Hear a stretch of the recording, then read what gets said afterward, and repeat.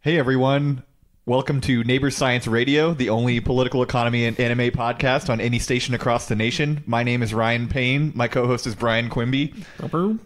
We are here to steal billions of dollars from Matt Brunig's sovereign wealth fund and use it to fund communist movements. Yeah! So this is the Brunigist communism, the best brand of anti-Brunigist. We don't want that guy having control of anything. So this is I think it's season 4, episode 1. Maybe I'll accidentally put season 5 and then we'll just go along with it. I was thinking that before I said season 4, but current year. This is season 6, episode 2. Yep. And today today we have kind of a very large topic, so we're starting off on the right foot. It's everywhere. It's extremely dangerous, but it's also very attractive. Yeah, and lucrative. Yeah, I think we could also be starting off on the left foot because either one is correct, really. Yeah. If you want to walk, you can start with either foot. I'm pretty sure. Yeah. Most of the time. Yeah. I'm trying to think of a situation where you would have to use your right foot, and I'm really not coming up with one. Maybe someone's grabbing onto your left leg. Yeah. Then you have to start with your right foot. Yeah. Right. Yeah. Or like, I'm trying to think of usually there's like in social dancing or in like board sports, you know, the average person will put their right foot forward, I think. That's true. I think. Yeah, I guess the phrase doesn't necessarily imply that you're walking. We put our goofy you could foot be dancing forward. too. Yeah. So we're starting off our dance on the right foot. Yeah. Okay. Yeah. So we'll all be coordinated and it's everything. Like they say, right is right. Yeah. Yeah. I think. Right. I don't know. Anyway, it's the topic. That was a great segue. So today we're talking about we hit ourselves, and you can too. Today we're talking about the history of the sugar industry, which we will follow up with a later episode, not the next one for sure. We are definitely not doing it for the next one. It's such a big topic that we have the to next one will days. be the modern sugar industry. Yep. And so for that, I think we should get a bunch of candy to eat. I think that would be a good thing to do. Oh, God. Just get a bunch of different types of candies and... Oh, you can't do that. I was actually just thinking about how funny it is that we're doing this topic because I have such a personal connection to the problem. But, yeah. So sugar. Yeah. So refined sugar, particularly. Sugar was like a very big colonial product. Mm-hmm. I think when most of us think of colonialism, we think of like book report. Yeah, sugar was a very very colonial product. Kind of important. Big deal. Everyone liked it a lot. Essay. Yeah, and I read a book about it, and it was good. Good. I liked the book. Good. Yeah, it was interesting. Oh yeah. Okay. Thank you. Okay, yeah. Thank you, everyone. That's it. Tepid clapping. Now I don't know where to fucking start. So it was an important colonial product. Usually we think of like spice and I don't know, oil. Yeah. Colonial products we think of like spice, maybe timber, oil, gems and diamonds and furs. Stuff. Right, furs. Obviously slaves, unfortunately, yes. Which is connected to this very directly, as many of you know. What other colonial products like? Batteries, solar panels, drugs. Although it's less direct in a lot of that's true. But like I'm afraid to go anywhere near Chinese history, and that's where most of that stuff is. Yeah, or like Latin American history. Yeah, I started listening to that chocolate and coffee history of China podcast. Yeah, and I was like, "There's like 400 episodes." Yeah. And I guess I have to start at the beginning.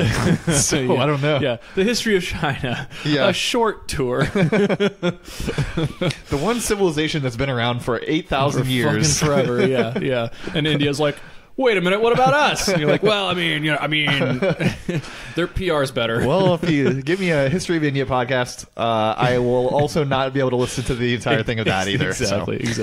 I think... Well, I could just read off this abstract that I snagged. Well, now it really is like a book report. Yeah, well, but it's also just the extremely technical summary. Okay. Yeah. So, abstract from The Global Detour of Cane Sugar from Plantation Island to Sugarlandia by Ulbe Bosma, a Dutch fucking person. Cane sugar... This isn't reparations, by the way, Ulbe. Cane sugar is known as the typical plantation crop, which encompasses monocrop cultivation and total control over the entire production process from land, technology, and botany to labor. This obviously requires full political control over the site of production by the plantation owners. Obviously. The plantation model has proved to be remarkably resilient over the past 800 years and capable of adapting to varied types of quote-unquote labor relations. Oh, yeah. Contrary to what some might have expected, slavery was not inexorably linked to the plantation. Apart from slaves... Yeah, I love this clarification. Apart from slaves, sugar was produced using Chinese labor gangs. Those aren't slaves. Indian indentured labor. Not slaves. Debt contracts in Latin America. Definitely not slaves. Tenants and sharecroppers in the Philippines. I don't think that's slavery either. Coerced cultivation in Java. What's slavery? What's slave-like about coercion? Coerced labor. And smallholder cane production combined with sugar cooperatives in Java and India, which is that sounds like a small actually business. more what we like. Yeah, yeah, or what we don't like. Yeah, it could be either or, and maybe both. So that's the technical. Some guy with a jet ski, like, yelling at all his employees, like, right. If you got time to lean, you got time to harvest. right. You got time to fuck, you got time to shuck. Oh, God damn it, I hate this guy. So, we'll start with the origins of sugar. Yep. Because, where do you start with anything? You start with the origins. Yeah, the beginning. Just like the Star Wars movies, you start with the origins. Right. So we're going to do the same thing as with Star Wars. Bootstrap. We're going to talk about how sugar became a colonial product, and then go back after like 20 minutes, and then talk 20 minutes about where sugar came from originally, and then do 20 minutes on where it is in 20 years from now. Yeah. So I think that's a logical order. About right. Yeah. Lucas did it, so it's got to be good. Yeah. And also, like, there will be, like, vast swaths of this episode where instead of showing anything done with sugar, we'll just walk around giant palaces talking about sugar and how much money we're making off of sugar, and then that will pass as a plot. I hate timber. It's so rough and dry. I prefer sugar. It's gets into everything. I think it's one of the parts of the line. Right. Counting our midichlorian content in our sugar or in our tea or something. Yeah. Or I guess maybe we should do more like the Spider-Man. Just redo everything again and again and again. Yeah, so we'll read the origins of sugar, and then we'll do a little bit about sugar, and then we'll read the origins again. Right, but like in a different voice or something. Yeah. But it's still the same. I'm gonna get you to sit the next one out. Origins of sugar, first cultivated as sugarcane.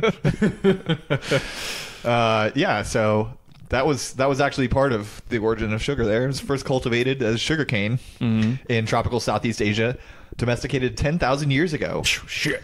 All the dates I'm going to use are going to be either our calendar or years ago, because I don't like BC or BCE. BCE is just. It's just the Christian version, but cheating. Yeah, exactly. To say that it's not. I've always hated it. It's just annoying. Yeah. So we should always measure everything from where we're at now, because it's the only position that makes any sense, and everyone else is wrong. Right. We're the center of history. Yes. Exactly. Definitely not the end. And we always will be. Definitely not the end. Right. So sugar cultivation or sugar production has existed in some form for thousands of years. Off to a great start here.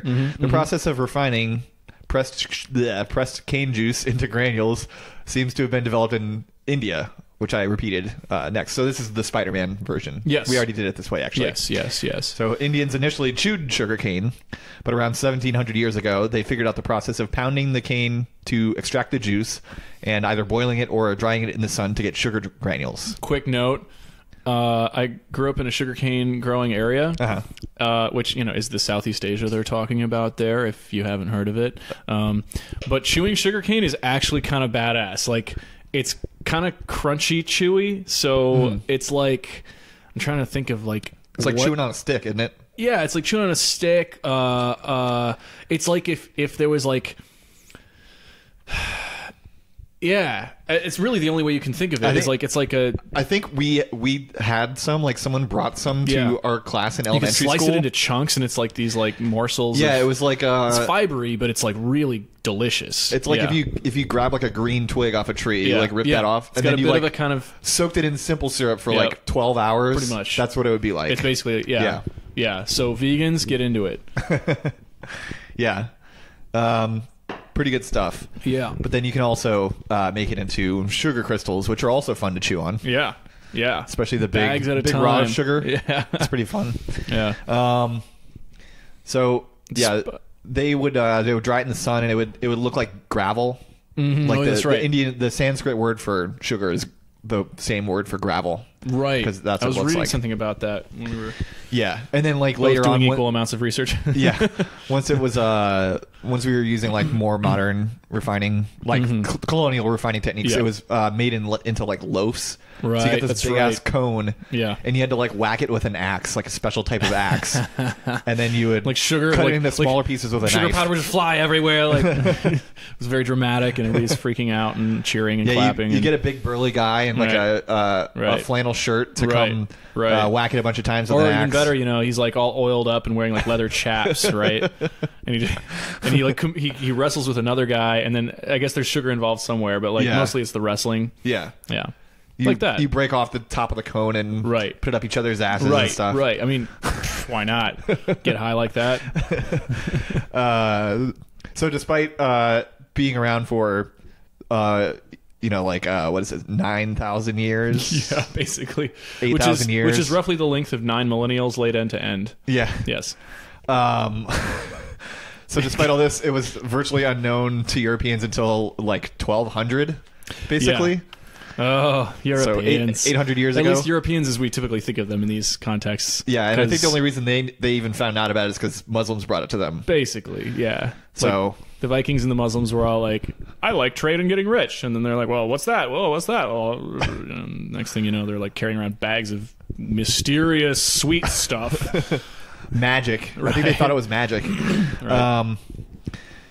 Oh yeah, we said that during the spices episode, that they thought that spices came from like a literal like magical land. Yeah. There's a lot of European legends about magical places, mostly because they never left home. Yeah. Like, oh, well, there's a bunch of stuff over there, but, why bother going there ourselves? They're the fail sons of the world. Yeah, basically. They were sitting at home, reading their stories instead of, like, doing trade and stuff. The history of, like, Western expansion is just the story of perpetual overcompensation. Oh, Muslim God. dad comes and is like, hey, you want to do something, like, important? No, I'm reading my stories. Yeah, right. Have you heard about God? Oh, God. He's my favorite. So His son is really cool. Jesus. Have you heard about him? Yeah, Jesus is just a prophet. Why is he so special? Yeah, he had some good things to say, and then he died. Yeah, we got prophets too, man.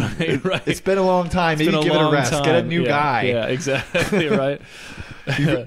You've already read like 900 episodes of this Jesus guy. It's like Christianity is like just like Jewish radical fanboyism, like re-extrapolated by a bunch of blonde people. They're like, I'm shipping Jesus and Mary Magdalene. right, exactly. Oh wow, oh yeah.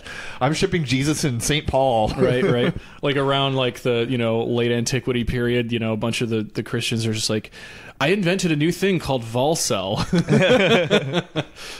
It'll make us more powerful spiritually. You got like French people writing articles like, actually, if you read the Bible, Judas was the good guy, and Jesus was the bad guy. And here's my tweet thread to prove why. Right, and that's why French people kiss each other on the cheek now. Yeah. So apparently, the Greeks and Romans do, they knew that the Arabs and Indians had this sugar stuff. They produced and used it as like a medicine at the time, or at least the Greeks and Romans saw it as a spice or medicine because it was this rare stuff that came in chunks and whatever. Yeah, if you have poo brain and you eat some sugar, it makes it work a lot better. Yeah, exactly. Yeah. So then like the Greeks and Romans were kind of aware of it, and then through trade, the Western and Northern Europeans became more aware of it. And that took a while, but eventually, our friends, the Muslims. Yeah, so I know this is like specifically cane sugar. Like, weren't they making beet sugar, or were they too stupid for that too? Oh man, beet sugar. Like refined beet sugar? I thought beet sugar was more recent. I was listening to Street Fight on the way up here, and Grove City Erica was au pairing in Sweden. Oh yeah, and she was talking about it. They're like real dirtbags over there. She was saying they make pasta and they put ketchup on it. They don't put marinara sauce. I've seen this happening before. Yeah, and she said like for the like burger toppings they use like pickled beets on everything. So they're really into beets over there. Beets, man. Beets by Dre. So I'm looking at it, and according to Jimmy Wales of the internet.com, sugar from beetroots wasn't figured out until like the 18th century. Wow, they're fucking stupid. Yeah, right. Jesus fucking Christ, right. man. They're like, oh, if I do this. Yeah.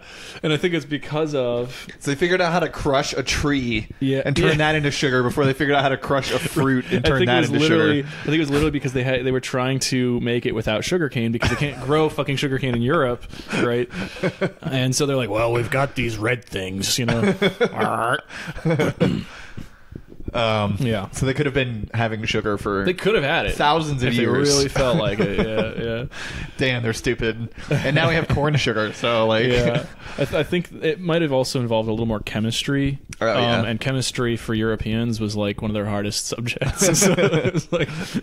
right alongside like math, geography, right, engineering, exactly. medicine. Yeah, fucking people who aren't related to you. But yeah. other than all those things, they were pretty good at intelligent stuff. They were totally. Yeah. high IQ people. They were good at things like enclosures and extractive worship. Yeah. Murdering people who worship the wrong person. Yeah, both chaotic and systematic forms stealing of from murder. people who worship the wrong person. Yeah. Those were their real strong subjects. Mm-hmm. Yes. So eventually the Muslim conquest led to a proliferation of sugar cultivation and refining outside the Indian region, planting sugar all across the southern Mediterranean. Mm-hmm. So this increased European awareness and consumption of sugar. Now, when it says the southern Mediterranean, oh yeah, I was like, does that mean Africa? Yes. I was going to say, southern Mediterranean. The other. Making fun of other people's geography when I'm like, right. Southern Mediterranean, where's that again? Right. Is that Greece? That's Greece, right? Exactly. I can't imagine sugar cane would grow there. It's kind of cold there, isn't it? Yeah. And I'm pretty sure, like, I looked at the map that showed like all the like Islamic sugar growing regions in the southern Med, and it was like, pretty sure it was almost a 1-to-1 correlation or correspondence to like all the ancient Phoenician zones. Uh-huh. And I was like, well, that just, it's just like a fun little historical resonance. Like, that's what works, just find it and do it. So it was still very expensive to Europeans during most of the Mm-hmm. up until the colonial period. Right. It was very expensive for Europeans. Sometimes crusaders would bring loads of sugar back to their homes in their regular pillaging. Yeah. So wonder that's what pretty cool. to do with it. Yeah. Like, wow, we could snort it. No, that's silly. Who would ever want to do that? Put it in your tobacco pipe. Tobacco pipe. They had those back then, right? Pretty sure. What? The Crusaders? Yes. You're fucking with me, right? Yeah. Yes. It's like, Put it in your jewel and right. Then A little jewel with a fucking, like encrusted crucifix on it, for the air intake or whatever. Whatever. Yeah. Put it in their coffee. Yeah. That's another thing they would do back then. I don't know what this last line means. I don't know if I wrote it. Did you write it?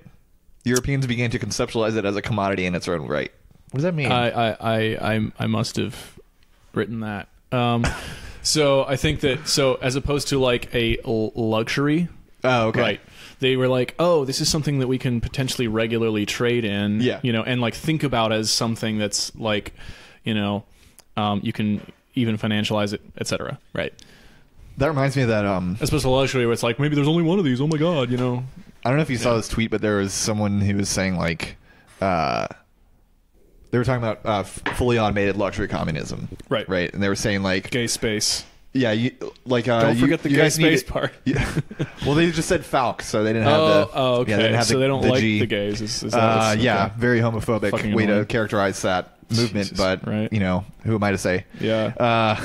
Don't falk too hard. Go ahead. But they're saying that this is just you're a liberal basically is what the tweet was. Is Right. like, Love yeah, those. we need to decolonize, and that means giving up luxuries, and it's like, Well, what exactly do you think luxuries are? Because yeah. for most people, a luxury would be like having $10 in your bank account at the end of the week, Yeah. right before you get paid, or not having to work 47 hours a week on average. Yeah. Or Well, I think they might have been taught, and not to because I don't even know the fucking context. getting a necessarily. streaming service with every movie on it. Right. Well, yeah. That is like a. I think the issue is that the related to this statement that I wrote in there, luxuries becoming commodities, right? Yeah. Like in the old days, a PC was a luxury. Now it's just a regular commodity, right? Right. I mean, luxuries can be commodities, but when it's just kind of a normal, And you go to the store, things that used to be you get luxuries a are thing. staples now. Right, it's just People have to drink Or even just, coffee now. attainable. People can't function without coffee. Yeah. And I think if that's what you mean, we have to do without coffee. It's like, okay, that's fine, but right. To borrow it's the weird phrase, to call it this a is why luxury we can't have nice things. because I think if people didn't have to work, Yeah. 8, 9, 10 hours a day, if they were just able to do what they wanted and Yeah. sleep in as late as they want, Yeah. and you're like, well, we can't have coffee anymore. They're like, oh, that's fine. I'll just sleep in. Yeah, exactly. And continue to hate myself as I always have, But So I don't know exactly what they mean by luxuries. yeah, because- I mean, sometimes people don't have a clear idea themselves, but I think that if you think of it as, a scarce good, yeah, right, which of course runs into our objection to the ideas of scarcity, because sometimes it's false scarcity and sometimes it's real scarcity, but it's captured by some kind of maldistribution, basically. Yeah. Like, oh well, we could have more in our community, but they use scarcity to keep it, to hoard it, Right. Et cetera, et cetera. So it's like, okay, I think maybe what they're kind of saying, if it's a decolonizing discussion, that they're saying don't eat a chocolate bar every day. right, and precious one clear metals and luxury stuff which that we go should give up. into electronics. Yeah. Right, but that's kind of where a lot of us Yeah, don't who get a are- new phone every 18 months. right, exactly. That suicidal Chinese people have to make. Yes, exactly. Like post-scarcity logic is like, well, it's been 200 years of making more than we need. Yeah. That's just literally use the shit that you have already. Just use the shit you have. So it's in a way a luxury if because it breaks, it's do what much Cubans do and nicer. fix it with a damn washing machine. Exactly, right. Somehow. Put elbow patches on your laptop, But yeah, so it's a conversation that needs much more fleshing out than what it seems you got. Yeah. Because nice things are nice things, and sometimes you can have them without hurting people, and sometimes you can't, and that's Yeah. the discussion you really have to have. It did seem like kind of at least partly intentionally mischaracterizing the idea of Falk. Well, I've never heard of anybody mischaracterizing things online. Yeah, that's true. Yeah. And so You're either right or wrong, and that's it. To mischaracterize their argument, I'm going to say that the tweet made me think of the handshake meme with MLs on one side Right. and conservatives on the other, and communism means everyone shares poverty. Yeah, right.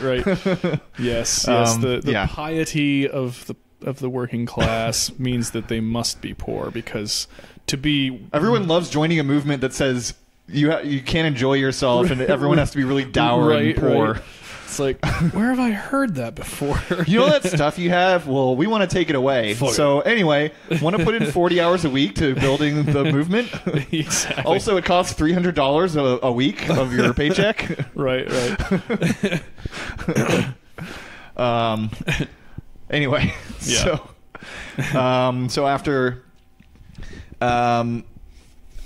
it was starting to be colonized, I guess I kind of skipped part here. After sugar brought us to Marxist Leninism. Yeah, so At one point, it was in the Muslim world, and then Europeans got wind of it, and suddenly... We all know what happens when Europeans hear about something. Yeah, suddenly it was being transferred to the Americas in 1492 by our favorite nice and good hero explorer, Christopher Columbus. Yes, the good, nice person. So Columbus was interested in gold and slaves mostly, but he did plant some sugar Both cane. totally innocent interests. Yeah. Unlike those evil sugar people.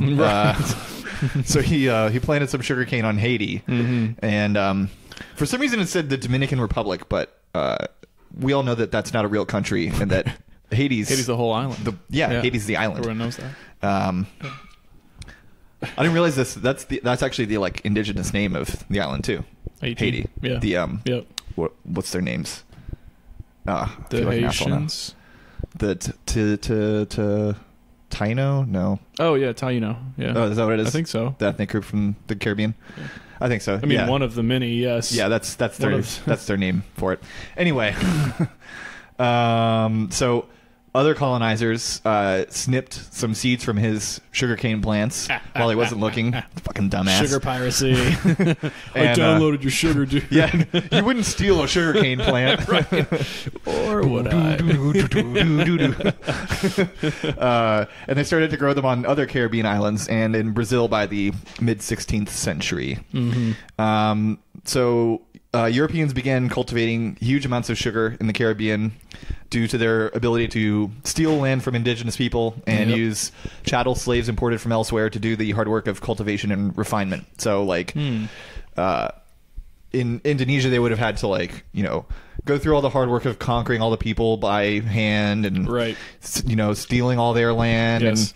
And, in the Caribbean, they could just walk in and their dirty, nasty, disgusting bodies would kill everyone with disease. And took way less effort.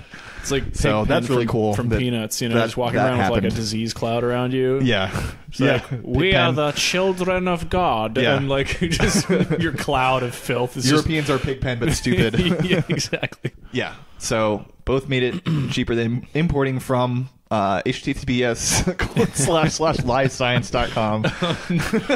Nice. I'm really good at that was an intended joke and not a glitch at quite all. a completionist on these notes. Yes. So both made it much cheaper than importing from presumably the Muslim world. Yeah, like India and so forth. Yeah, let alone trading it with the Muslims who carried it across the land. Yes, exactly. Yeah. Yes.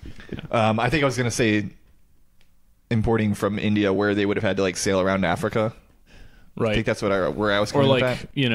Just go through the Middle East. Yeah. Handily. Oh, hello. Yes, we're actually right next door, but we don't like you very much. So. And have you looked at the rates for air freight back then? It was just crazy, astronomical. Man. Yeah.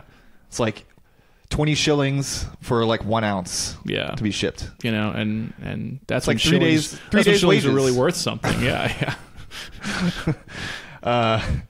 So I should have ordered this better. I think we should go to this colonies part next. Okay. So once I won't fight you on this. Okay. Good, because I would lose. Yeah. Easily. Yes. Still have a pent up rage from the Slave Plays episode. Yeah. So once the Caribbean was colonized, which quite a lot to go over that in an episode that's about glossing over slightly the different Caribbean colonization project. So rest assured, it was very bad what happened. Sort of the before and after pick, and then before good, green, right. After bad, gray, smoky, bloody, lots of slavey, lots of rows and rows and rows of commodity crops. Yeah. Some of the pictures that went along with the articles from here were so fucking fucked up. Oh yes. Yes. If you're not in a good mood today, I would advise not reading any of the sources. Not read about any of this stuff. Yeah. In fact, just pause this and come back when you're ready. Yeah. So once the Caribbean was colonized, you had all these European powers fighting with each other, trying to basically capture market Multiple share. pig pens Yes. fighting each other. Yeah, pig pens that speak different stupid languages. Yes. And they're all fucking each other as cousins and stuff. And they all their music's very bad and trashy. Yeah. They had really shitty discotheques everywhere in the Caribbean. So through a bunch of the wars that we probably all know about, there were some of these that I was like, oh yeah, I know that one. I've heard of it. I don't know what happened. right. Still don't. I can pronounce those words. So like the 30 Years' War in the aftermath of that. Well, I mean, everybody knows the 30 Years' War. Yeah, of course.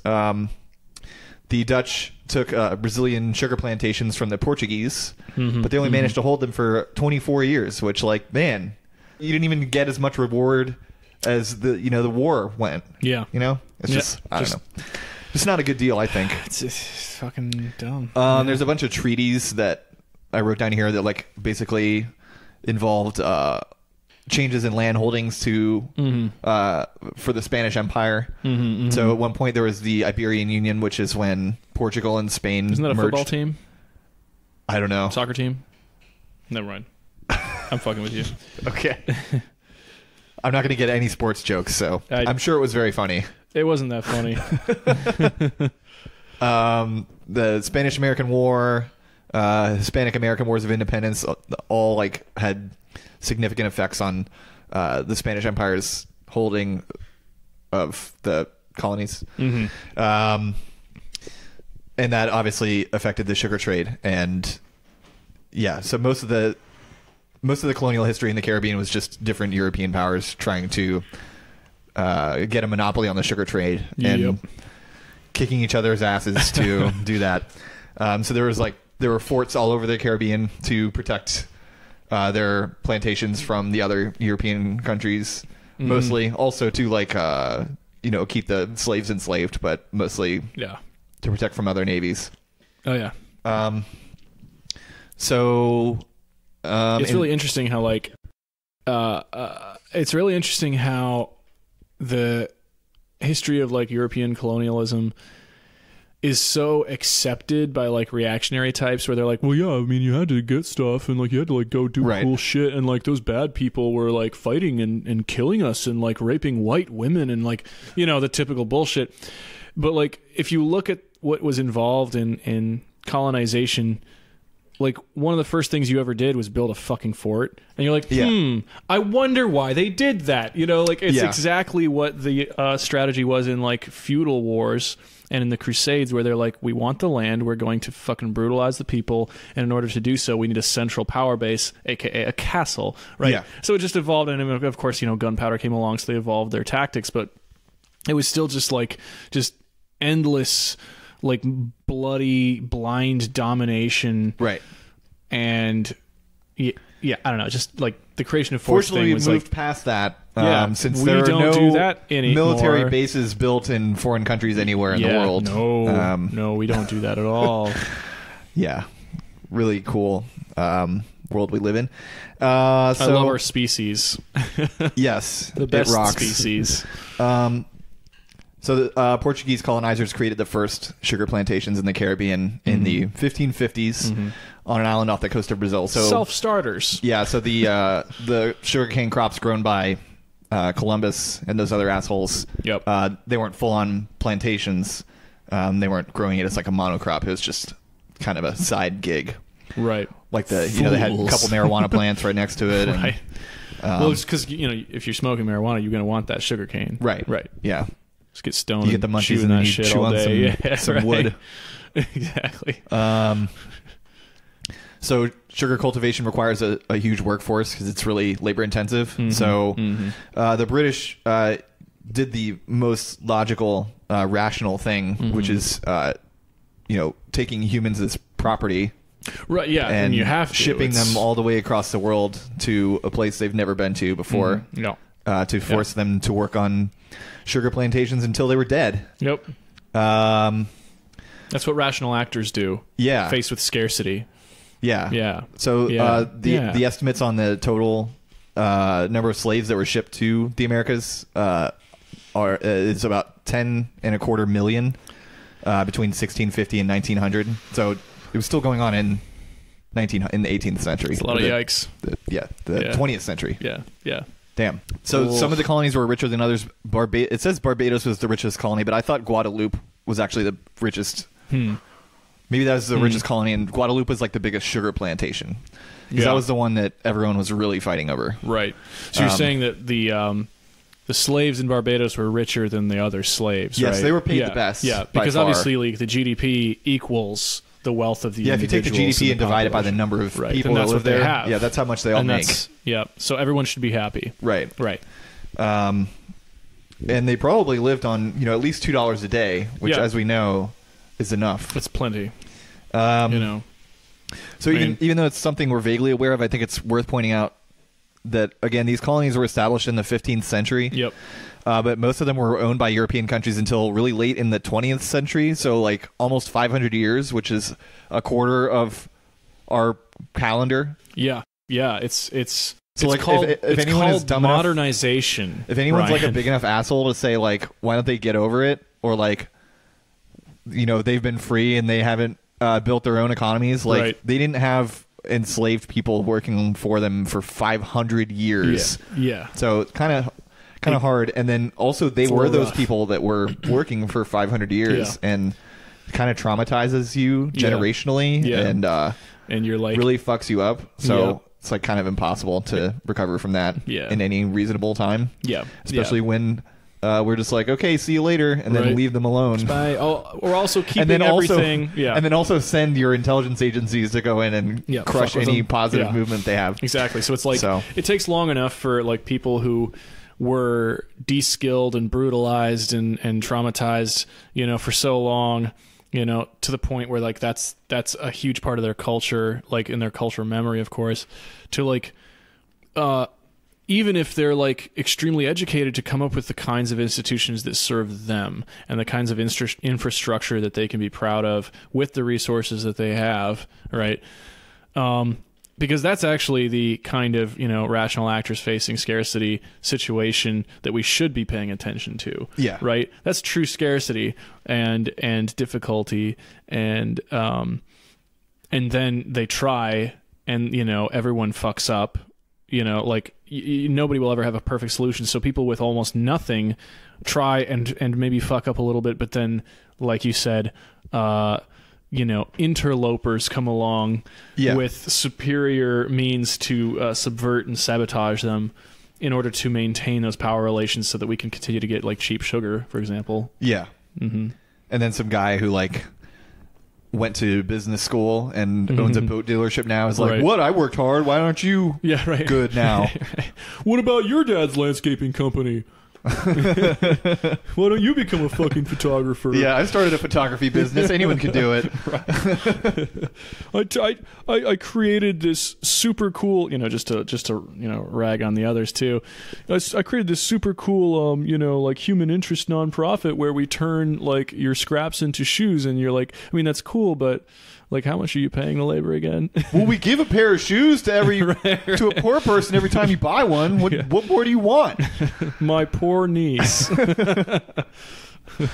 Yeah, I mean, if you don't like your job at the sugar plantation, why don't you just quit, man? Yeah, exactly, and go work at the other sugar plantation. Yeah, back in my day, if you didn't like working at the sugar plantation, you just quit that job, and then you go to another one, and you'd walk right up to the boss and ask for a job. Yep. And he'd give you one. And he'll just give you That's one. all you got to do, man. It's pretty great. So. Yeah.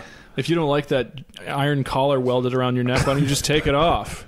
Yeah. If you don't like your collar, just get a different one, man. Just get a different one. With the money you earned by being such a hard worker. Yeah. Anyway, I got to get back to my 30 years war in which half the continent is fucking obliterated by bullshit. Yeah, so can you contextualize the 30 Years' War in like one or two sentences? Oh, God. That was like one of the first global conflicts, right? Or is that the 7 Years' War? Yeah. So the 30 Years' War, I pulled up the Wikipedia for it because like it's part of the whole wars of religion, European wars of religion thing. And they're always all about that religion shit. Dude, oh my God. So they love it. The Peace of Westphalia, as we've kind of touched on before, which is like how we... I don't want just a piece of Westphalia. I want the whole thing, buddy. I want that whole ass Westphalia. Yeah. So the Peace of Westphalia, as we've sort of touched on, is what academics, at least like Western academics in political science and stuff, have generally reached consensus on, regardless of their own inclinations in politics, is the start of what we consider like the modern nation state and the idea of sovereignty as such, right? Like fixed borders and shit. Well, I noticed they never asked for my opinion on that. Well, so yeah, they're still catching up to you. are they saying that I'm not a scholar? I didn't say that. Well, I know you're not saying that, but Yeah. are they saying that? I think they are. They So. did not say it. Very gatekeepy, if you ask me. Who, academics? but yeah, so basically it was a bunch of, oh my God, I mean, it's like the 30 Years' War in particular. All of those, I mean, all those Protestant funny-sounding Catholic countries shit. that Chapo likes to reference. right. That's who is involved in the 30 Years' War. Yeah, those shithole countries, namely Europe. Bavaria and shithole Bavaria. those kind of places. All the countries where like chocolate boys come from. That's where that's who was involved in the 30 Years' War. Vanilla boys. Yeah. Anyone who was a character in Willy Wonka and the Chocolate Factory, Yes. their homeland is they were involved in the 30 Years' War. Pretty much, yeah. So basically, the Holy Roman Empire and the Habsburgs were involved, and it was like a huge Protestant Catholic thing because, of course, everything was at that point. And Now, the Holy Roman Empire, were they into God? not sort of, Okay. you know. Sort And they of like weren't them. in Rome, so yeah. It was Were they trying to contrast themselves with the unholy Roman Empire? right. All that Rome that came before us. There's got to be a metal band named that, right? Unholy Roman Empire. I'm going to look that up right now. Probably. So yeah, the 30 Years' War, Wikipedia states, in terms of proportional German casualties and destruction, German in a sort of general ethnic sense, it was surpassed only by the period January to May 1945. So basically, the 30 Years' War was extremely destructive.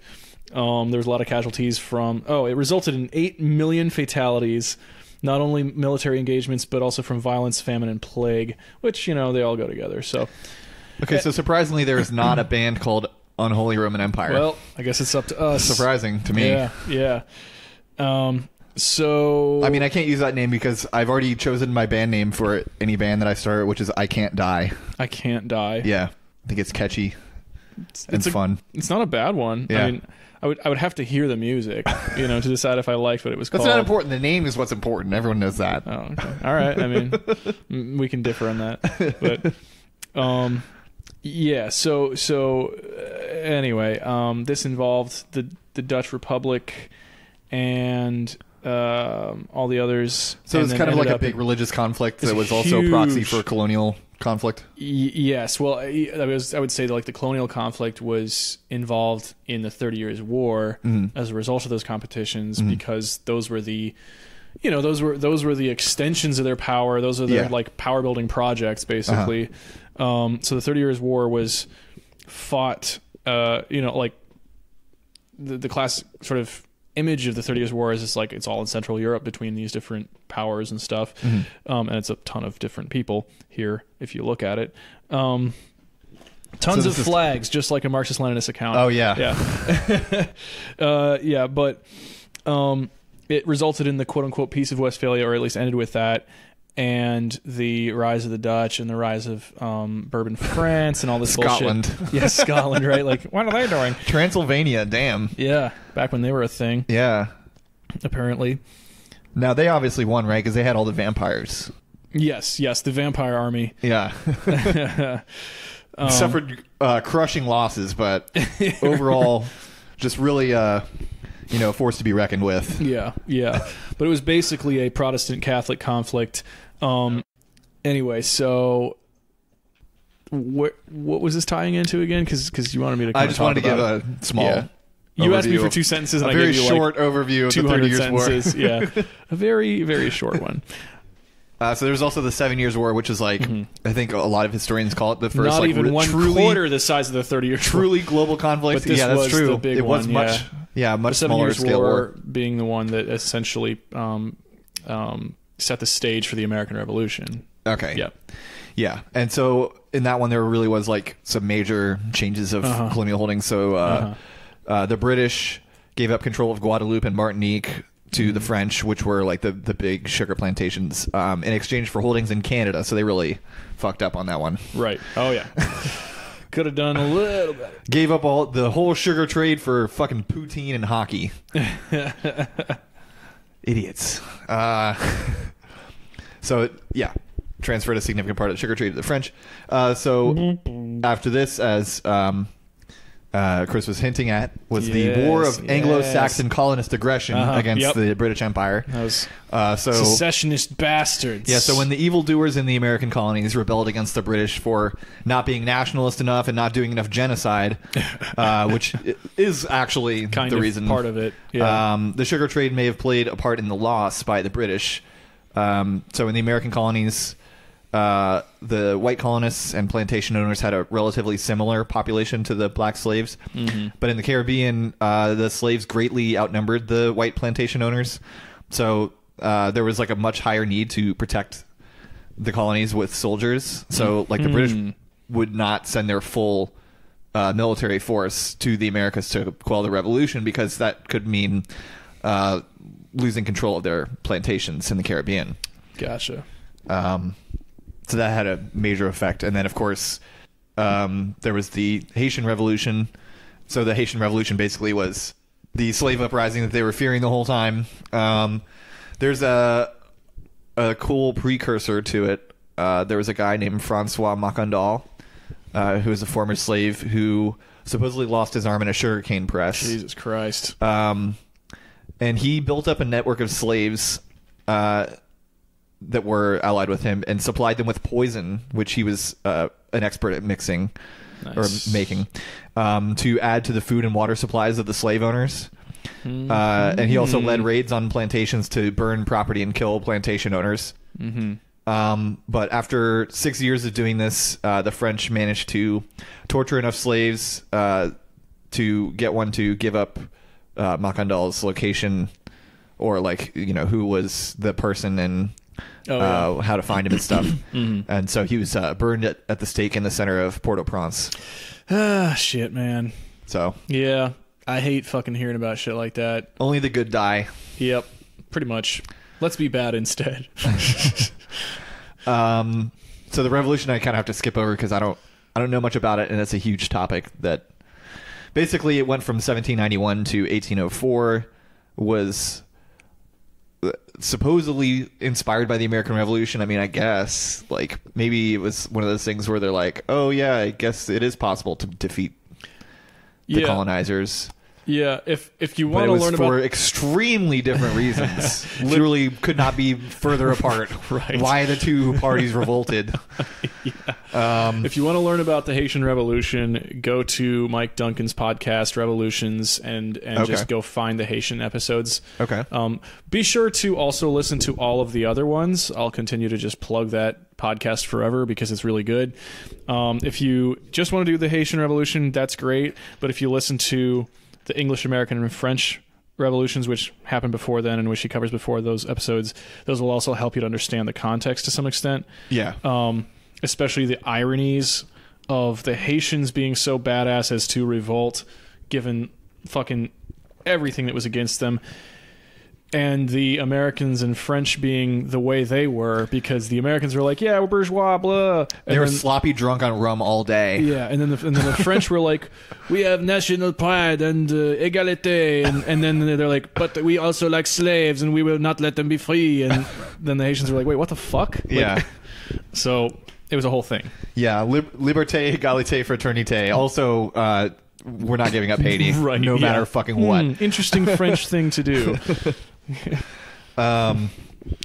Yeah. So I think that translates, by the way, to liberty, equality, and fraternity. Yep. So they were saying like everyone should be free, and eagle-like, I think, and then Eagle-like. everyone should join a frat. Yeah. So Yeah. they were So really, basically America. yeah, really into Greek culture. Yeah. There. Yeah. Definitely. Good stuff. Good stuff. So after the Haitian Revolution, of course, the Europeans basically panicked and said, maybe we should abolish slavery so we aren't all killed. Yeah, basically. Which, good decision. Very good decision. But after that, they just figured out different ways to have slaves. After they abolished chattel slavery, they switched to a system of indentured servitude for about 82 years, from 1835 to 1917.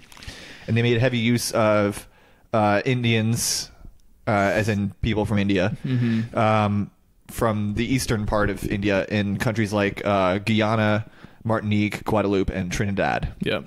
And the indentured Indians were kept in completely separate cities from the black ex-slaves in order to prevent the possibility of class solidarity and uprisings against the plantation owners. I was watching a TV show from I think it was a Trinidad TV channel. It had like a panel of Indian academics that were all talking about the history of Indian servitude in the Caribbean. It was pretty cool. It's funny, like two of them were from New York. So okay, so let's now that we've covered so that's the extent of the history part that we'll talk about. Colonial history. Okay, we have a very brief political ecology thing. We can just go through that real quick. Sure. Do you want to? They did bad things. Yeah. Oh, yeah. So I'll just go through it real quick. Yeah.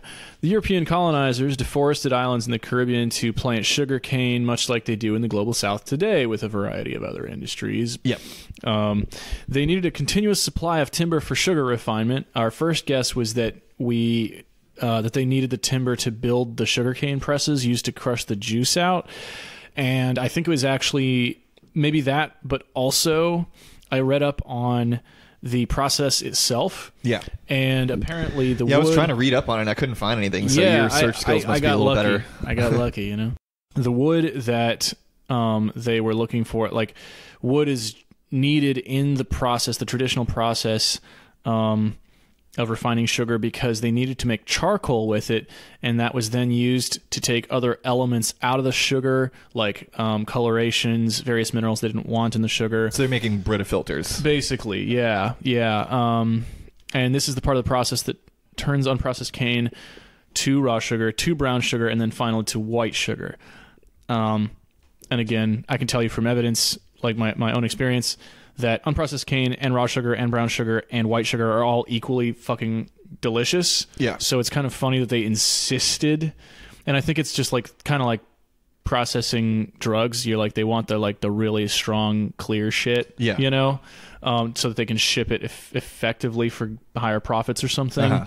And maybe also somewhat aesthetic purposes, like, oh, if that's on the table, you want it to glisten like a diamond. And, you know. But it basically required a bunch of charcoal, which they had to make. They were really into whiteness back then too, I think. Yeah, that's kind of a big deal for them. A big deal. Yeah, it's can't imagine probably why. Probably a big thing with Christianity too. Yeah, a lot of whiteness and gold, and Jesus was white, as we all know. Right, the white Jew, right, of yore. Yeah, and I also looked up as I was looking up sugar refining processes. Apparently, before they started using charcoal, they made use of bone char, which is, I guess, a kind of, sounds brutal, bone charcoal or something. Yeah, right? It's just bone char. And after a while, it fell out of use, possibly because a high volume of bone char was required to produce the outcome they were looking for, and they found that they could use wood charcoal more effectively, or maybe just in higher volumes. So it was like they probably went through all the dead bodies that they piled up. Yeah, right. They're like, there's only so many peasants and slaves that we can process. So it's just too expensive to ship English peasants here to use their bones to filter sugar out. So I guess we'll use wood. Yeah, basically. So because of the demand for wood in order to make all this white sugar, there was a scramble by the middle of the 1600s by all these European colonizers to claim all the timber resources in the areas where they were colonizing and processing sugar. And by the time they got around to it, all these plagues that they brought, Pigpen people, had wiped out all the indigenous folks, which is, a famous fact in the tragic history of European colonization of the Americas and the Caribbean and all that. And the estimates on the losses range from 8.4 million to possibly even 113 million indigenous people lost, which is, fucking a third of the Jesus U.S. population. Christ. Yeah.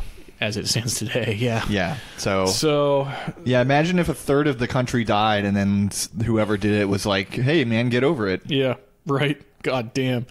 Look at all this sugar we're making. Hey. We've been at war for the last 18 years because 3,000 people died. Right. Was it even that many? 3,000? I think it was around 9/11. Oh, 9/11, yeah. Yeah, it was like 3,000 or 4,000. Yeah. Get the fuck over it. Seriously, we've destroyed so many lives because of something that was Ooh, obviously the tragic. towers. But Who cares? Right. Shut the fuck up. it happened. Yeah, so speaking of charcoal and Brita filters, a little deal hack thing, life hack thing. Okay. If you Burn want your to body filter in your the pyre water, okay. go to a pet store and buy activated charcoal for aquarium filters, and it's the same shit but much cheaper. Holy shit. And then you can use that to filter your water. Oh my god. Yeah. And you wake up one day and you've got gills. That's a positive side effect, I think. It sounds pretty awesome to me. Now I'm extremely competent, actually. So we'll go totally non-linear here and do the sugar industry and then the sugar business. Because as we all know, business and industry are separate. They're not the same thing at all. Right. One is the process of doing things, and the other is the process of controlling doing things. So initially raw sugar was the only product, but later on molasses and rum became highly important products as well. So molasses is a byproduct of sugar refinement. There was rum is, of course, a highly alcoholic drink made from that one fell right off the cane cliff. sugar. I tried so hard to think, like, what the fuck was I trying to... What was I going to say there? And then nothing. Yeah. I can't think of what I possibly could have been thinking of. But molasses. Molasses is boring. It's like... Okay, Yeah. it's good for you. You can use it to feed your plants. It's delicious. Who cares? Yeah. Whatever. It looks weird. It's all thick and dark. What is there to say about it? What does there say? It comes out when you make candy sugar. But rum is much more interesting. So rum is a highly alcoholic drink made from distilled cane sugar. Or molasses. So I think most molasses was being used to make rum. Not so much for anything else, because what the fuck do you do with molasses? I don't even know. You can do all sorts of things. Bake. Sweeten your tea and coffee. That sounds gross. You can pave roads with it. I guess I'm thinking of blackstrap molasses with all these applications, and I would not put that in my tea. It seems very excessive. Maybe in pu'er tea, because it's already really dark. Right. So it's like, if I can create the darkest substance in in the drinking world with pu'er tea and blackstrap molasses. But I'm going to try that, actually. I'm going to try that. I'll let you guys know how it is. For all of you that care what to put in your pu'er tea that you drink all the time, it's like a normal thing that I do. Everyone else does it too. So, though this form of rum is a product of the colonial era, much like sugar, people from the East have had something like it for hundreds of years. Yeah. Malays. Yeah. Yeah. You said people from the East. Yeah. You lost right over the word. Originally, I thought it was you've never read it before. the same people that originated sugar, Indians. Yeah. So I had written that, like, the same people created rum, but it was actually Malays. So yeah. Well, sugarcane comes from the Malay region. Oh, okay. I thought it originated in Indians India. were the ones who figured out how to process it. Oh, okay. That's the Gotcha. difference. Sorry. Not to be... I'm sorry. I just, pushed up my glasses and glared at Fucking you and nerd. shit. Yeah, Shut right. up. Fucking book reader. Excuse me. This is where I'm from because of colonialism shit. Fuck. Actually, that's an ad hominem. Right. So, yeah. Malays have had something like what we call rum for hundreds of years prior to when the Europeans made it, and it was called brum, B-R-U-M. So if you look up the term rum and where it came from, supposedly it comes from the slang term, I hate reading this, rumbustion, which is honestly probably the dorkiest slang word I've ever heard in my life. I hate it so much. It's probably from like the 15 fucking hundreds, you know? Yeah. When everybody sounded very different. When they weren't even cool enough to like be in white gangs and like sing songs to each other, snapping their fingers down the street. They weren't even that cool. Rumbustion. They said rumbustion. So that was a slang. Also, there's like several alternatives. So rumbustion means like commotion, basically. And so supposedly that was like, oh yeah, still it makes a lot of noise. It makes a commotion. So it makes a rumbustion. Rum. See, that's where it comes from. Or the slang term for a ship's hold, which is the rummage. Or a shortened version of the Latin word saccharum, which means sugar. Right. But there's a nearly identical drink to rum called brum. Yeah, so seems pretty obvious. Why would any of those be the thing? Yeah. No. Yeah, there's actually a lot of words that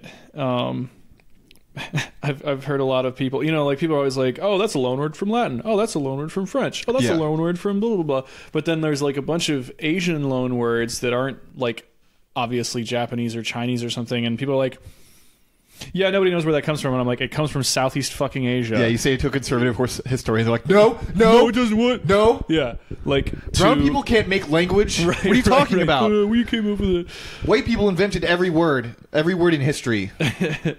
Yeah. So the phrase to run amok, you know, to kind of like go nuts, comes from the Malay term mangamok, and I'm going to look it up for the precise term. As soon as you said run amok, I was like, amok sounds kind of like a Viet word or something. Yeah, exactly. Anyway, mangamok or amok, is it mangamok? Yeah. Anyway, it means basically the same thing, but to kind of like go a little bit berserk. Yeah, it means to go into a building with a bunch of drug dealers in it and kill everyone. Kind of, actually. It's and find out that the lieutenant that organized the whole thing was actually on the side of the drug dealers and is just intending to get you killed. That's basically what that phrase means. Basically, yeah. Well, it's like, I think it has the sense of like you're in like a public place, like a market square or something, and it's like hustle and bustle, and you just kind of go a little bit crazy from it. Okay. You know, and you're like running around just like shouting and going a little nuts on people, and so... There's a ton of other words. There's a ton of just borrowings across languages too. So and people just have no idea when people talk about like their fucking cultural purity, and you're like, I don't care where you're from, you've borrowed something from somebody. Yeah. You know, and you don't even realize it. Yeah. So. Okay. So originally, rum was distilled in the Caribbean, but by the 18th century, the triangle trade developed. Oh yeah, another thing you should not look up if you're in a bad mood. Yeah. So I think most people have learned it, but I'll just go over it really briefly. So slaves were brought from Africa to the Caribbean to work on sugar plantations. Sugar grown in the Caribbean or molasses produced from the sugar would be shipped to New England to be turned into rum. Rum would then be taken from New England to Europe and Africa to be sold. Yep. Although I read more into it, and apparently was it more like a rum that was made in New England was kind of like the old granddad of liquor back then. You're like, oh, okay. So it was like, all right, it's fine. Right. It's not as good as Caribbean rum. So Caribbean rum, I think, was more... I think it was probably like white rum. Right. And then the New England rum was more like the char barrel rum. Right. It was swill for the colonists. Yeah. Who... where's the stat? Yeah. So one historian estimates that during the 1770s in the colonies, as in the 13 colonies, the average adult male may have consumed as much as 3 pints of rum weekly. So that was mostly what the New England rum was going to. It's basically roughly half a pint per day. Yeah. Oh my God. Yeah, I think it worked out to like 4 gallons a year, something like that. Jesus. Yeah, and that was on top of like let me just open this. Oh no, it's not gonna be in this link because it was like buried in there. But it was on top of like hundreds of gallons of beer and I was gonna wine. say all the beer and shit they and drank cider. too. Yeah, yeah. So it's like that's all they have fucking ever did. Colonists were literally drunk Just constantly. That's why drunk. temperance was created. Yeah. Because I read a quote from them. It was like they basically did this like clever wordplay thing where they like described like the white person's idea of like a savage. Oh no! And then they were like, "Oh, actually, this is alcoholics, and there's 375,000 of them in the colonies." Oh my god!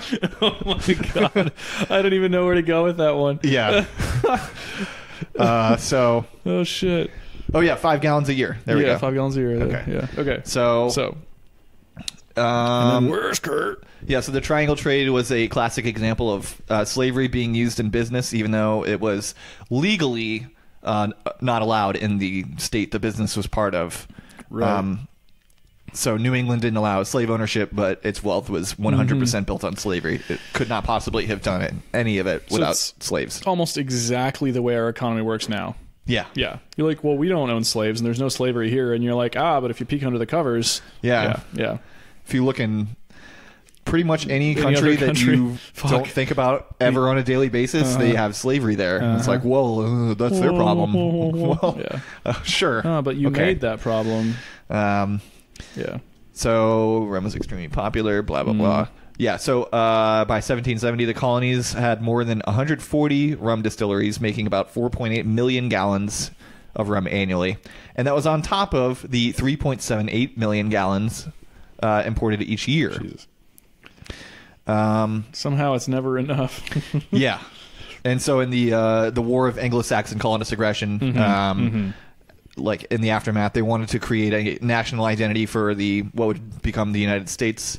So they stopped drinking rum, and they actually had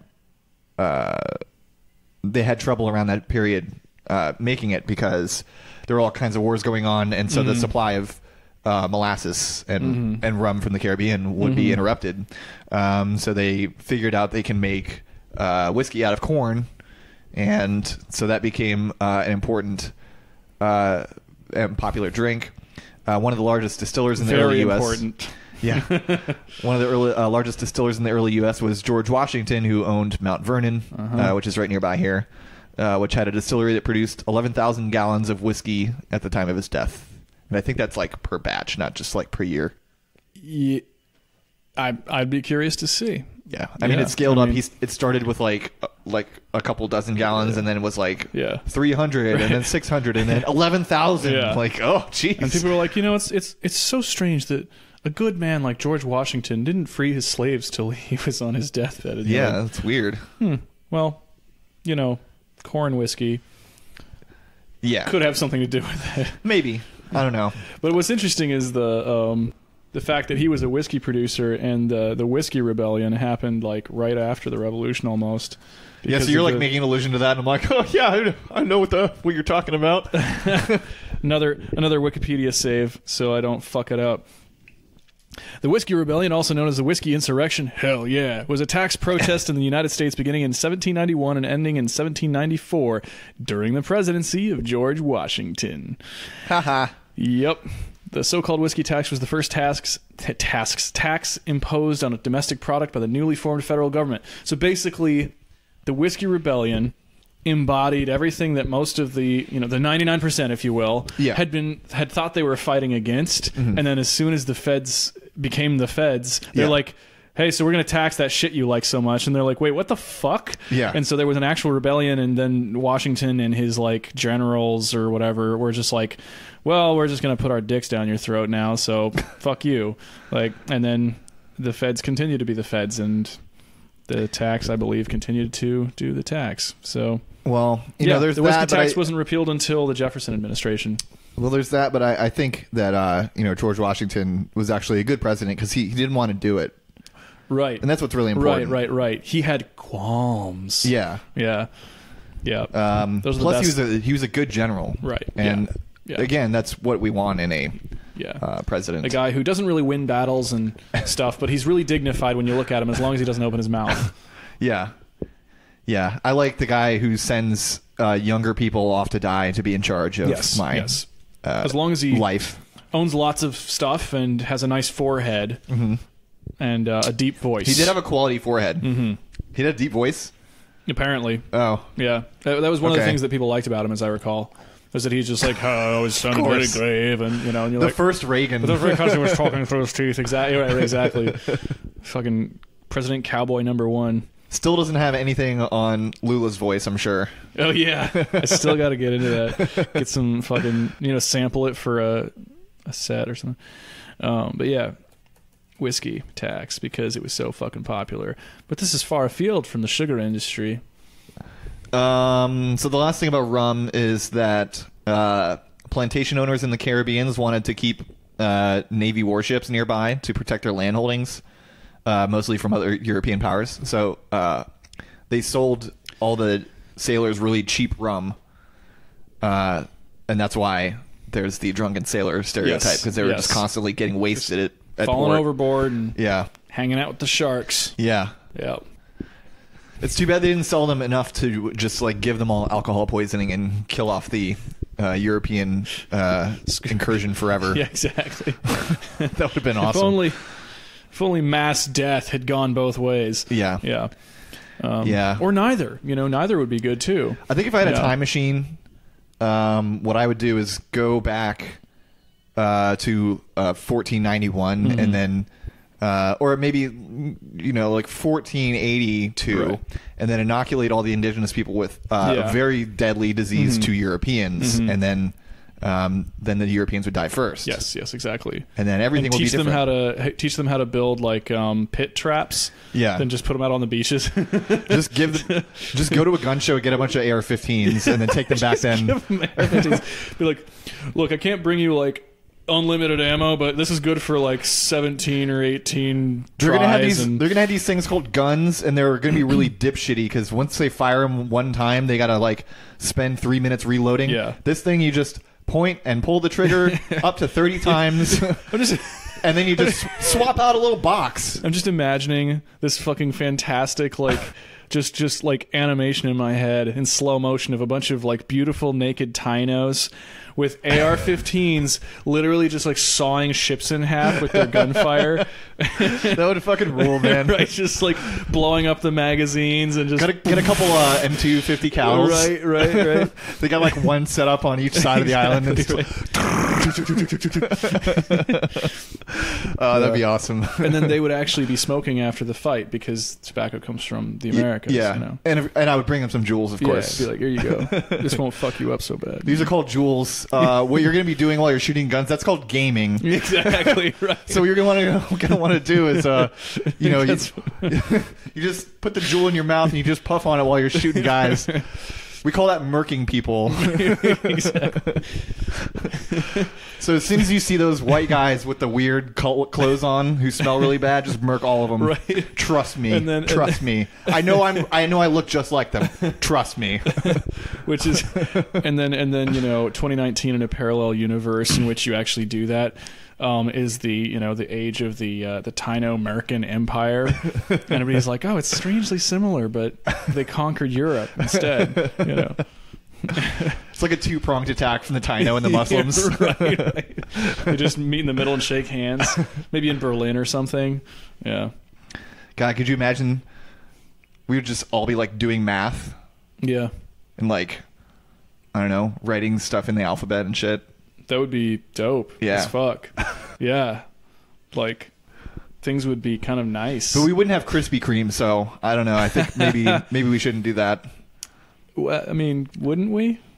I feel like it could have still developed, like these like principled, Muslim invaders just being like, well, okay, we're gonna make sure that there's like a pretty set social structure here, and everybody's cool as long as they pay their taxes, which of course, I mean, as anarchists we still don't really like, but like whatever. And all you dirt people can learn to read and write and do math and stuff, and have whatever religion you want. We noticed that Christianity, the singularity, any of that stuff. We noticed that you process your flour baked goods a little bit differently. What if we learned that and then used that sugar that this Taino empire has been trying to trade with us and glaze it with that? Yeah, sounds pretty good. And they call it like al cream or something. Yeah, that'd be great. That'd be cool. Okay, so back to the industry part. So for the production methods regarding sugar, I think you put this part, didn't you? Yeah, so this is how sugar itself is created from the sugar cane. This is from the same article made by, what was his name, like something or something. Bosma. Yeah, the Dutch person. Sugarcane needs to be molded. Jesus Christ, fucked it up already. Sugarcane needs to be milled within 48 hours of being cut. Otherwise, it will lose most of its sucrose content. So basically, it's kind of like when you cut a sandwich in half and all the flavor comes out. Is that a thing? It's from like a Peanuts comic. Okay. We're making a lot of Charlie Brown references. I'm so sorry. But am I sorry? The fact that cultivation and processing need to take place in the immediate vicinity of one another allows for only two business models.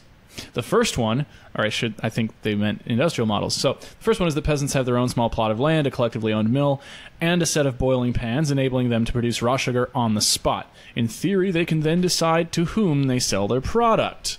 Oh, very proper English there. In theory. Either to refineries in nearby towns, which was and still is to a certain extent the case in India, or for their own consumption, or as a currency in the reciprocal village economy. This is some ANCAP It's not really shit. a currency, but Yeah. okay. The second model is the plantation, which unites the agricultural and manufacturing parts of the process under a single, and they use the word leadership. Yeah. Control, though not necessarily legal ownership over land and labor, is a prerequisite for large-scale processing of cane. I feel like there's a lot implied in what we just said. Could have fooled me about ownership of labor not being a prerequisite. Yeah. But I think control. I think they're implying that like you can maybe that's just control my it without amateur reading of history. Maybe like I think maybe the author is kind of admitting that like violence is really all that's necessary. But like, Yeah. why do we need to spell that out? Yeah, I've been wondering the whole time, like, man, how can you read anything about this period? Yeah. Which, as a reminder, is 500 years. The last 500 years of it's history. Pretty fucking How fucked can up. you read any of this shit and then, like, come out as a conservative historian? It's incredible. Dude. But now I think I see a little bit how Yeah. that's possible. You Yeah. It's the wording. cloth everything in euphemism. Yep. So that's cool. Oh yeah, it's like one of my libertarian friends.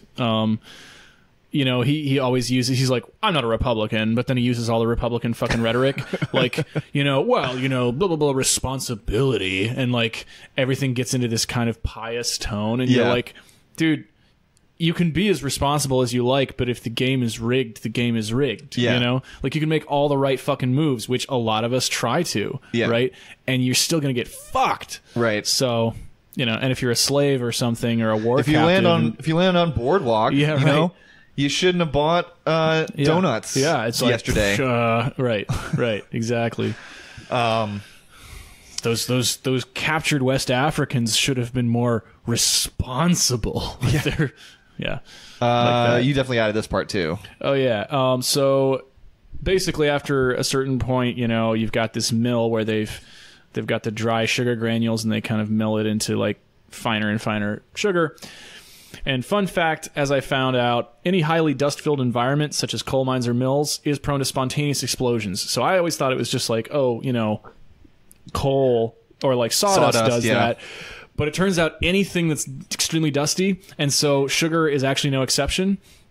And there have been sugar mill explosions, like spontaneous sugar explosions, which is alarming. Yeah. Actually, it's like it sounds fun, but you're like, actually people could fucking get their arms blown off or something. And and also it's probably mostly the slaves that were getting blown up. So that's no good. But a reliable source, the spouse of our friend Soy Boy, says that while these dust explosions do occasionally happen, it's not really that common. So for any pyros in our audience, keep your pants on. A career in the sugar industry won't be as exciting as you were just imagining. Okay. So I think we should take a small break before we get to the sugar reasonable. business. Okay. And we're back. We're back to talk about everyone's favorite topic, business. Business. Everyone loves business. History of business. Yeah. Business of history. Which one is it? Which one are we really talking about? The history of business or the business of history? Well, question for the ages, I think. The hard business of conquering people who never asked for it. Hard business, huh? It's getting a little too horny in here for me, I think. I'm going to have to bow out of this discussion. Yeah. Horns 24/7.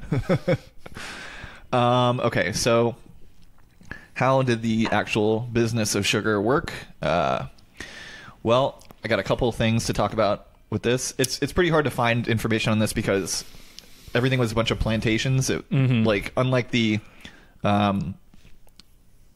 Indonesian region where it was all dominated by like 3 companies that had legal monopolies. Right. This was literally just like warlords, random, who owned everything in sight. Yeah, that was the business model. So there's not a whole lot of like economics CEOs literature. Are good, actually. Yeah. So if Asia was the corporation, the Caribbean was the small business tyrant. Yep. The ultimate small business tyrant that owned their employees. God damn. But I do have some stuff about sugar prices. So this is sort of interesting, I think. So I found this source that has like historical food prices in New England. It has like a ton over like a ton of years. I'll probably like go back to the source at some point and like look at some more stuff, but I focused just on the sugar part here. So it has sugar prices over time. So like today we think of sugar as very cheap. I looked up a pound of Domino sugar from Walmart, which is currently at $1.48. In 17, yeah. Jesus Christ. Yeah, it's very cheap. It's like, I'm trying to think. 18 eggs, the pack of like a dozen and a half. Yeah. Right? Like that's like good nutrition. And it's actually like some of the cheapest protein you can get. Right. Basically, proportionally speaking to the rest of, So 18 eggs was on sale at Safeway a couple weeks ago for $1.48 actually. And that's like nowhere near what a pound of Domino sugar gets you in calories. Yeah. But it is also far healthier. Right. It does not presumably involve slave labor unless you're like an animal rights person who thinks that hens are slaves. If you think about it, though, it's really as bad as the Holocaust. And, that's true. The transatlantic slave trade combined. Right. And if you eat eggs, you're a horrible, irredeemable piece of shit. Right. And you're right. Fuck you forever. Well, I've been sufficiently chastised. Yeah. Anyway. Yep. There's literally no excuse not to be a vegan. Ever. Not ever. Oh, you say eggs are cheap? Have you ever heard of rice and beans? Oh, yeah, rice and beans, right. Did you know that there's actually a stunning number of East Asians who have diabetes, though they are not obese, because they eat so much rice, and rice is starchy. Yeah. Yeah, that it gives them diabetes. Well, I could have gone without that fact, because I eat a ton of rice myself. I love rice. I fucking love it. And I have a fucking insulin problem, so hey. I've been eating it every day this week. I thought it was half a gallon, but I think it's more like 3/4 of a gallon of Penang curry. Oh, yeah. Right. The one I joked about. Yeah. Yeah. So, been eating a lot of that. Yeah. Not a lot of Penang curry jokes floating out there, but I got one. Anyway. So pound of Domino sugar from Walmart is $1.48. $1.48. So in 1796, a pound of sugar loaf would have been 29 cents, which this is that's adjusted, not the same right? as... no, this is the nominal price. Okay. So the preferred currency in the colonies was the Dutch Leuvendaler. I'm just going to let Peter get mad at my pronunciation of that. Leuvendaler. Not the U.S. dollar. But this source says that the prices are in Spanish milled dollars. Not quite sure what that is. It's a very funny sounding name. My note says soft, silky Iberian tender, $1,000 for her. I think maybe it's actually $1,000, which means that it was $290. So that's pretty expensive. Yeah. So I did my. I think I've mentioned this several times on the podcast. The best way to compare prices between countries and or times is to take the price and figure out what it means in terms of how many hours you would have to work to afford the item. Right.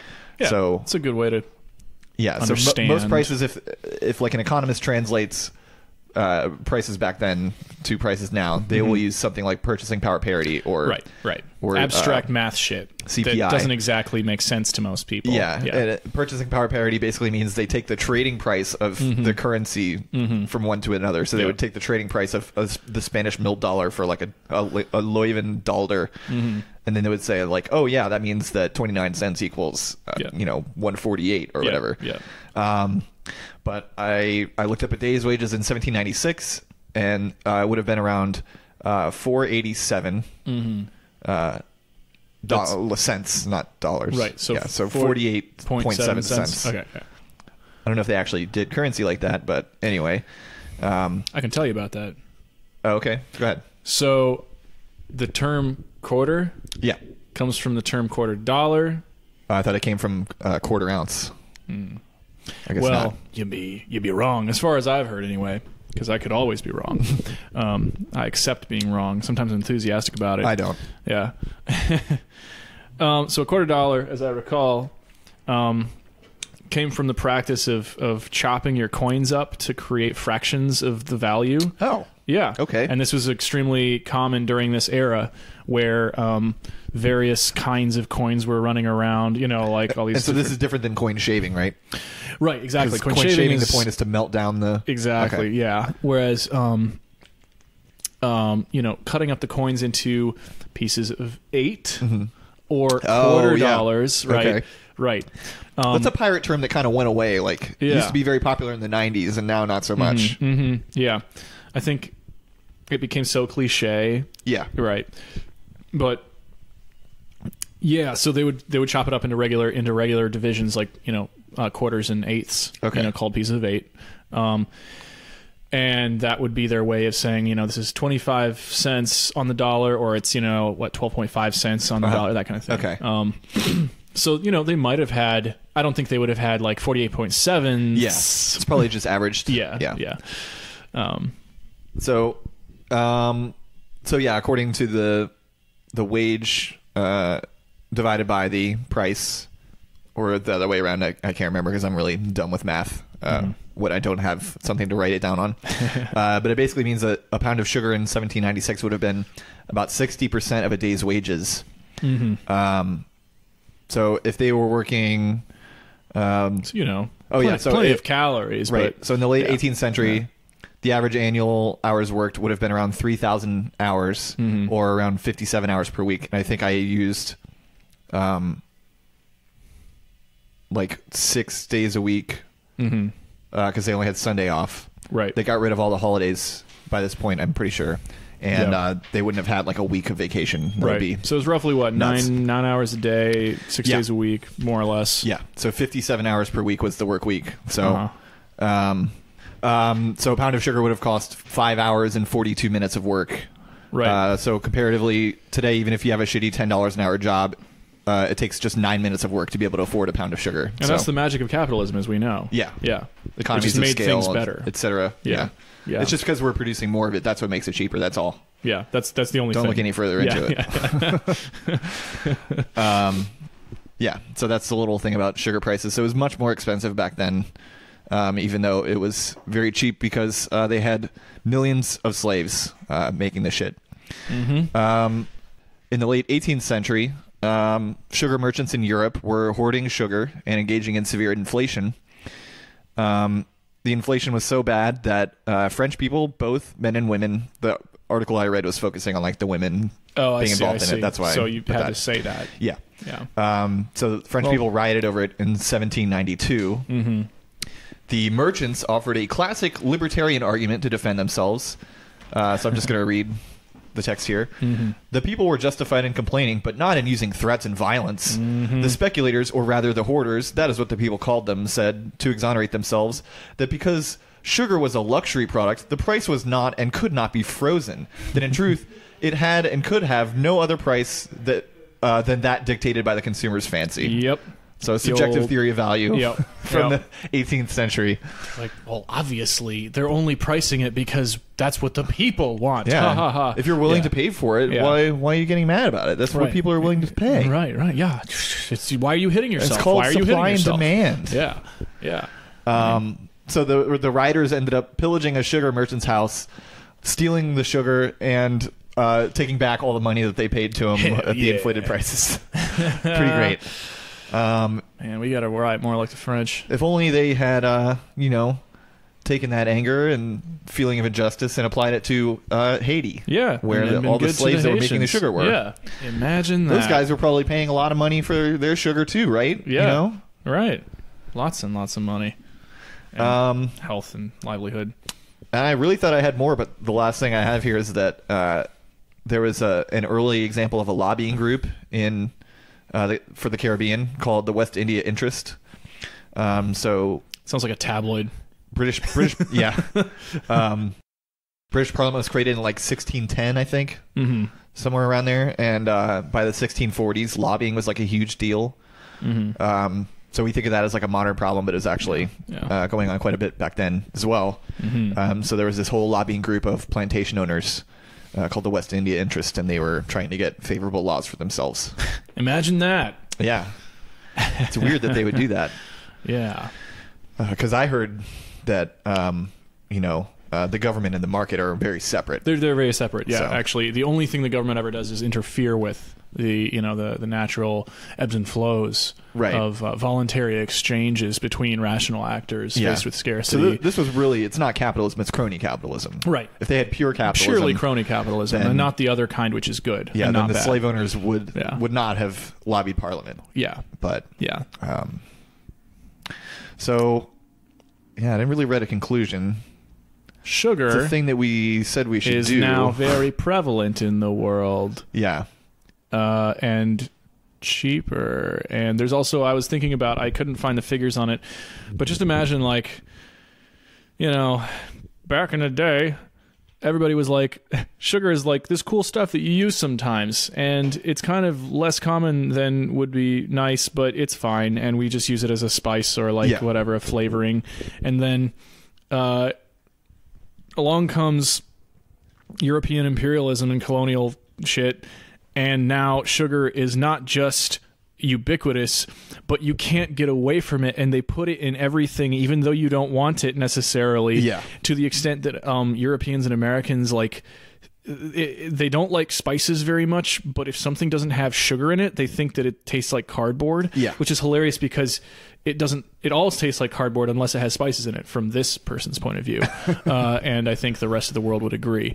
But it's really weird and pathetic, and like, of course, people who are more interested in the food industry and the sugar industry and stuff already, like, they know this almost by heart, and they know a lot more of the facts than I do. But like, this shit is just in everything, and like the subsidization of the product and like the power of the sugar lobby and everything is like so incredible that you'd basically have to tear down the American government and way of life, which I think Trump is working on, but like not for the right reasons, based on the headline today. Well, I think it's nice that he's doing that. Well, I mean, we could do without the government, right? But yeah, like, well, they only shut down the good parts of the government, really. Exactly. They're still about that. Well, and the DOJ as well. Well, we can't live without justice. Someone fund the courts, quick. How are the Justice Dems going to do anything without their department? Without their department. Yeah. Oh my God. Yeah, so the history of sugar is basically before Europeans didn't know about it, and then it was a thing that peasants couldn't afford. Right. And fast forward to today, and it's a thing that kills peasants constantly. Yes, and it's basically mandatory. Yeah. Yeah.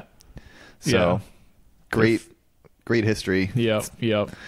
And there's one more thing on the upside. Various sugar-based and sugar-infused liqueurs, and other Liquors? stuff is are very ubiquitous as well, and that's something that I don't want to go away. Yeah, but you can do that without the sugar lobby. I still prefer sake myself. Oh yeah, sugar. So Sake is great. Yeah. I did remember one more thing that I read. I didn't write it down. I don't know why, because it's very funny. But one of the English queens, I think it was one of the Elizabeths, one of the important ones, was so obsessed with sugar that she had sugar sculptures everywhere in her palace. Well, that's probably the first one. Was just constantly eating sugar all the time to the point that some other European guy, I think from Germany or something, one of the German countries, came back and remarked she has just her teeth are just totally black and disintegrated. Oh, no. She looks disgusting. Just eating way too much of that sugar. Oh my god. That's terrifying. I kind of wonder if the same thing was happening to Marie Antoinette, because one of the most disturbing things that I've read about her is that she would have young women kidnapped, and then her staffers, whatever the fuck they're called back then, would rip their teeth out, her interns, to use as dentures for Marie Antoinette. Yeah. So gross. So I think we need to end on something more lighthearted than that. What can we end on? Fuck if I know. It doesn't have to be Valentine's Day is necessarily coming up, and there'll be a lot of chocolate being sold, and that's a sweet. I think we found that was the third highest sugar holiday. I think so. Number 1 was Christmas. Yep. Right. Number 2 was Halloween. Right. And then I think Valentine's Day after that. Yeah. Or it might actually maybe it was Easter. I can't remember. We've only done 5 episodes between then and now. But I don't know. I don't know. I mean, there was something about sugar. So I worked for the National Confectioners Association last year for a few months, doing some marketing support. And the confectioners industry is actually often at odds with the sugar lobby, because sugar wants to always get more profit. Yeah, they want to raise their prices. Yeah. But confectioners literally can't make a profit, can't make a fucking dime if the sugar costs too much. Right. And so there's all these legislative battles that they go through with each other, and you're it's weird because you'd think it's the same industry, Yeah. but they're not integrated with each other, and so they have lobbying battles and stuff. And I thought it was kind of funny because I'm sitting there, just at my desk, working on some fucking web copy or something, and then somebody's rushing past, oh my god, did you get a language for the new fucking blah blah blah? And I'm like, this is literally a fucking candy club. And they're panicking because the sugar club is too powerful. Yeah. It's very cool how capitalism makes every single thing a matter of life and death to the people in charge of it. Yeah. And you really can't, there's really not a good on. side to take, because, on the confectioner side, if the prices are low, then that means that the workers are being paid shit. Exactly. And then on the sugar industry side, if the prices are high, it means that the workers are being paid shit. Yep. So, yeah. Which one do you choose? I think maybe neither. Yeah. Replace all the sugar in your diet with salt. And die faster. Sounds about right to me. I'm sort of doing that, I guess. I've been eating more McDonald's lately, so. Oh, yeah. I'm trying to think of, let's see. What are some cool things? So the molasses topic earlier. So I exposed Molassy, as they call it in the South, I think. Yeah, probably. I exposed my roommates this past year to sweet soy sauce. Okay. Which is basically this magical combination of a molasses, a kind of molasses and soy sauce. And okay. At first you're wait, what the fuck? But it's actually amazing. Huh. And I have it in the cupboard, and you can taste it if you like. Okay, sure. Yeah. We're going to pause right now so you can taste this shit. Okay. So, yeah, I tried it, and it's extremely good. Yeah. Everyone should I didn't try lie. it. And I gave him a bottle to take home. Yeah, it's called Bongo. Bango. Yeah. That's the brand That's the name. brand, But in yeah. Malay, it's called Ketchup Manis. Ketchup Manis? Ketchup is the word that we get the word ketchup from. Okay. It means like sauce, like a topping. Okay. And then manis just means sweet. Now, I always thought the word we got ketchup from was catsup. Catsup. Well, it's all from the same. It's from ketchup. Okay. Yeah. Sorry if that was a joke. I don't. Well, it was intended to be, but obviously it wasn't a very good one. So I am also dumb. Oh yeah, you sound much dumber than the person making a reference to like the thing they put in Looney Tunes cartoons, catsup. Oh my god. So I guess that's all we have. Try some sweet soy sauce, folks, if you can find it. Taste it. Yeah, it's delicious. It's good. I recommend it. Yeah. Chris recommends it. Yeah. Yeah. So that's all. If you liked this episode, check out our other ones. We have actually more than this one. Yeah. Our website is neighborsciencepodcast.com. Mm-hmm. Twitter is at neighborscipod. I think our personal handles are in the bio there, so Yeah, just you look can it up find there. I think I've peaked on Twitter followers. Oh, yeah. I get to 700 and then I dropped like 20. Oh, no. And now I'm just hovering around like 697. Yeah, I'm somewhere in the 600s. Apparently you're not supposed to try Twitter according to all the big accounts, which Yeah. I'm sure they don't have any conflict of interest there. Yeah, no, totally not. Anything like that. But I'm also trying to start doing a Twitch stream. We're calling it Dab Psycho 420. The URL is Twitch TV / Drunky D Luffy. So like DRUNKYDLUFFY. I don't have a schedule yet. I'm thinking maybe like Mondays at 8. Okay. If you are EST. available to do that, we can just do it over Discord or whatever. It's possible. Yeah. I don't have a ton of time, Yeah, which is fine. but You know. my heart goes out to you. And Just part of your other job. yeah, You know, yeah, right. building the content or Yes, whatever. yes. But yeah. So my plan for that currently is to watch anime and talk about it. So I did Sounds like one a good show. I did one stream that only Trev watched with me. We watched Steins Gate because Yeah, I've heard that's good. yeah, it's a really cool series, and I've been trying to get to season 2 of it, but I forget what happens in season 1 because it's very confusing. So I've tried multiple times to start again, and I think watching it on a stream would be a good way to actually get through the whole thing. Yeah, yeah, But I'm open to other things, of course. yeah.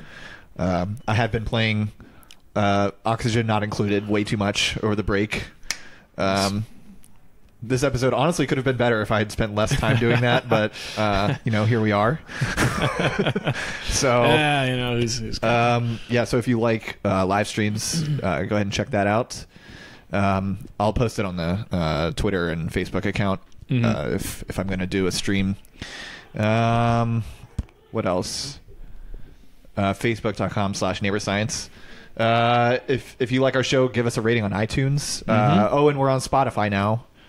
So if you shit, are like, we? Yeah. Damn. So if you enjoy listening to your podcasts on Spotify, which that's pretty fucking weird if you ask me, but okay. I'm just kidding, of course. Yeah, check us out on Spotify. Please don't make us famous. That would be Or do. a real drag. I mean, either way. Live up to all those expectations Yeah. and I money. mean, if we could make this our main job, then I'll actually do work on show That's notes. true. I You know. mean, I would love to just podcast for a living. That'd be great. Yeah, that'd be pretty sweet. Yeah. But I think we But- might be a little too niche for that. Yeah. We could think about it. I don't Yeah, that's it, I guess. Bye. Yep. See ya.